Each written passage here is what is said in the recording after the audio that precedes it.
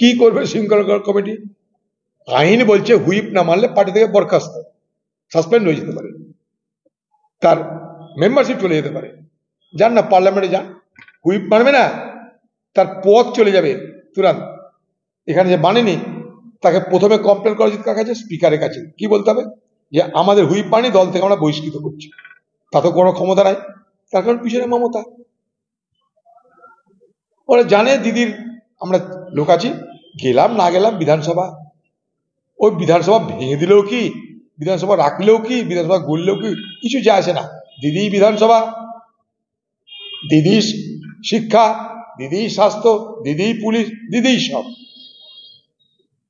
তাই এই বিধানসভাতে বিধানসভা নাই, এই বিধানসভা সার্কাসের উপর দিয়ে দিচ্ছে। সার্কাস, বিধানসভা গেলে সার্কাস দেখতে হবে। আমরা চাইছি দিদি আপনি বিধানসভা যে সার্কাস হয় এটা টেলিভিশনে সম্প্রচার করার ব্যবস্থা করে দিন, যাতে বাংলার মানুষ এত সুন্দর সার্কাসের থেকে যেন বঞ্চিত না হয়।